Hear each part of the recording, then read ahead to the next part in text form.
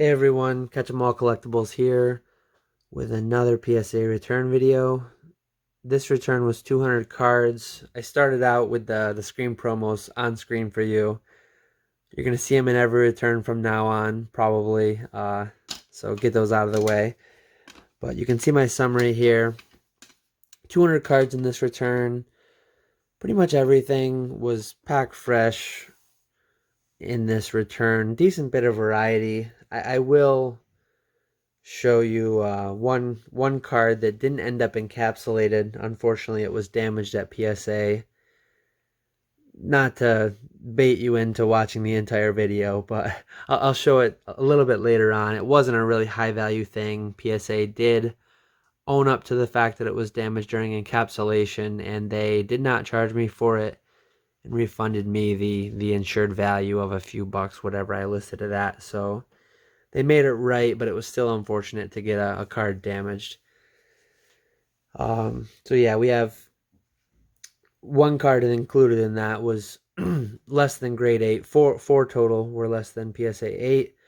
8 came back as PSA 8s, 110 as PSA 9, and 78 as PSA 10. And 8 cards were upcharged from here. Primarily, I guess I'll start with the Topps Chrome. I'm going to show you just the 9s and 10s, but I had a few sub 9s. These were all packed fresh though that I opened years ago. You will see these two piles. 10s slightly higher than the 9s, which you like to see. I do have a fairly substantial amount more. Years ago, I did open a...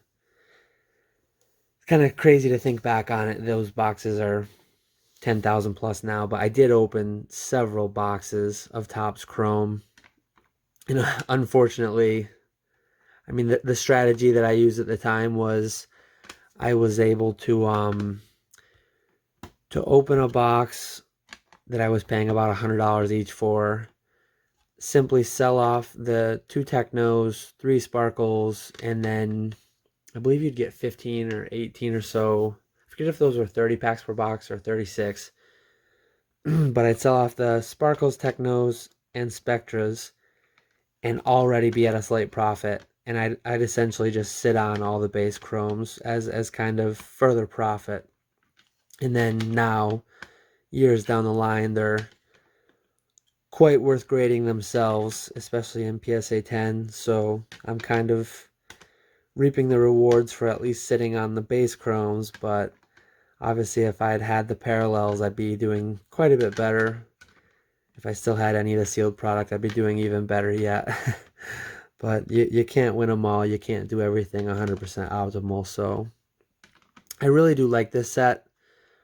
Obviously, it's non-TCG. But growing up, I did see a handful of these. My youth binder, I did have some of these packs myself growing up. So to me, at least, cool, nostalgic arts.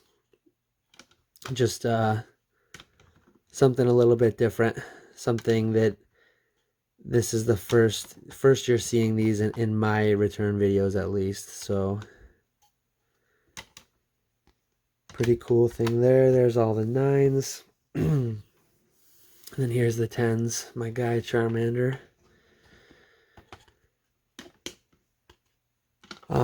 You'll see that Series 1 of Topps Chrome went from 1 to 76. I do have some beyond Series 1, so I did, if I had to guess, I don't remember exactly how many, but I probably opened 10 to 12 Series 1 boxes.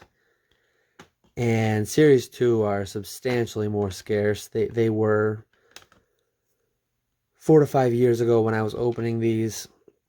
I do believe I only opened one Series 2 box ever. You'll note that the vast majority of these cards are sub Pokédex number 76. But one thing you'll see, I didn't pay close attention myself how many Series 2 cards were in the PSA 9 pile. Looks like just a few. I did get a substantial portion. I don't know if anyone knows, but if this is like a real trend or not. But my Series 2 cards did grade proportionally really well in PSA 10. So I don't know if that is a real thing. I don't know if the print quality was actually substantially better for it, but that was just something interesting I noted. Anyone who's seen this product opened or opened it themselves so many years after it was produced, it's really interesting and kind of scary. But you open a Topps Chrome pack and the cards kind of really stick. You got to kind of like pry them apart, and there's like an audible noise of them unsticking. So it's really interesting that even through all that, the cards hold up and graded really well. Here's some Top Series 3 pop-up cards. Pretty interesting. Years ago, I'd imagine a lot of people actually, like as designed, you actually went and popped this up and made a little display piece, obviously destroying the condition of the card. So I don't know how many of those actually went through that, but relatively scarce card, I think, these days. This next pile is just oddball stuff that I had. Some modern team up pre-release card. Some random WOTC holos. I don't know if these, I almost think that this used to be an 8, maybe both of these were 8.5s. Honestly, all three could have been.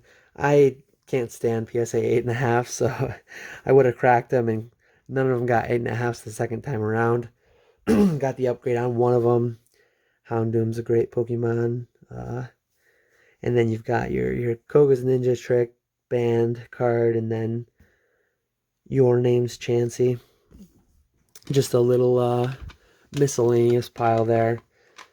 Everything else is kind of in stacks with a common theme. Just a couple fossil non-holo rares that I had. A large portion of this submission was actually base 1999 to 2000, fourth print, as a lot of people call it. Unfortunately, these were sent out a year ago, and I did not get the designation on these. So these are labeled basically as just 1999 Pokemon game, as they label standard unlimited, but they are the fourth print 1999 to 2000 copyright. I'm probably just going to, because PSA does label and I identify, they recognize the variant for all future submissions, but I really don't want to pay to have these recased. It's not a thing they'll provide for free. I really don't want to wait several months again. You'll see that this small stack here is actually 1999 copyright date. If I remember correctly, this little stack here, these were all actually opened from the Poland packs with the possibility of obtaining a 1999 to 2000 holo, but for these 8 cards. So these are true unlimited cards, properly labeled as such. The next batch of holos that I'll show you are the actual 1999 to 2000 copyright dates, though again they are erroneously labeled as the 1999. And for a card like this, it's really unfortunate. There's no Charizards in this, but some of these I'll have to give it some thought. I might recase some of these and get them properly cased. If some of them look like they maybe could have been PSA 10s, maybe I'll just have PSA give them a fresh look and just pay to get them regraded, getting the proper designation. But in any case, these are Mint 9 fourth print, UK print, 1999 to 2000 holos, which are quite a good card, just unfortunately mislabeled. I do have a pretty tall stack. I guess there's not that many of the PSA 10s. I'll just go through them quickly, but there's a lot of duplicates here. I sent 2 Bulbasaurs, 3 Charmanders, 6 Pikachus. Again, these are all the 4th print, not properly labeled. I've had a lot of people ask over the years, like, what kind of a premium, if any, do you get on the 4th print over the standard base unlimited? 1.5 to 2 times is generally how I've priced them. As far as what kind of offers I've gotten, certain ones I've gone north of 2 times on more premier ones like Charizard over the years. More of the standard non-starter ones, I think 2x is fair, but I've probably taken as low as about a 50% premium over the base unlimited. How any of that's holding up, I'll have to do some research on eBay, sold listings, and see what's fair. But my last 2 stacks here.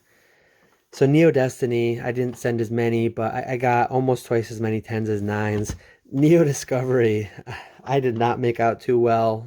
Nothing sub 9, but only a few only a few 10s here. And then a very, I don't think I'll show you all these, but really really nice set, I think. Neo Discovery, only 75 cards. It's crazy to see how small some of these WOTC sets are in comparison to our 200 plus card sets these days. But yeah, these I don't know when you'll have the ability to grade these things again right now. By the time I post this, it will be after July 1st, and PSA will potentially have some lower price than $300 per card options, as they've had from March through June as their baseline price. But I don't think, aside from what's in the backlog already, I don't think it'll be any options within a year or two. It'll be at least a year or two from now and beyond that, until you have another window of opportunity to submit cards like this, just because they're too low value, most WOTC non-holos, to be paying triple digits to grade them, even if you hit the 10. So wrapping up here, this was the card. Luckily it was just a Centret from Neo Discovery. Nothing too crazy, but the damage, you'll see they crimped it. So if you look at the case, during encapsulation, you see that line there. It lines up. They didn't have the card properly in the holder, and they pinched it during encapsulation, and it made that nice indent all the way along the bottom. I think they said if I had wanted them to, they would have just encapsulated it as a 4 and paid out the differential from a 9 or a 10, whatever it was going to be, to the 4. But yeah, it's nice to see, at least. I mean, it's fairly obvious the location of that damage, but it's nice that they reached out. They didn't just, one, they didn't slab it with that damage as a 9 or a 10. 2, they didn't regrade it to a 4 and then just slab it as if that had been there before. So it was nice to see them reach out and own up to it. But yeah, that is that's everything I have for today. I'll throw a few of these cards back on screen. Maybe get myself a thumbnail. But yeah, hopefully people enjoyed seeing a little bit more variety than some of my recent returns have had. My next one, so at the same time I sent these 200 cards, I actually sent an additional 400 cards, and this was last July. That one, it will be pretty good variety as well. That one has a fair bit of mid-era stuff, quite a few EX era holo cards. I forget what else exactly, but I think it did have quite a few, not a full set of all EX era holos, but quite a few of them. So if you are interested in checking out that video, hopefully in the next couple months, feel free to like and subscribe. Feel free to leave a comment below if you have any suggestions for future content. If you have any thoughts on what came back in the submission, any things you've got your eyes on or just want me to talk about in future videos. And as I said, I appreciate you watching, and I will catch you all later.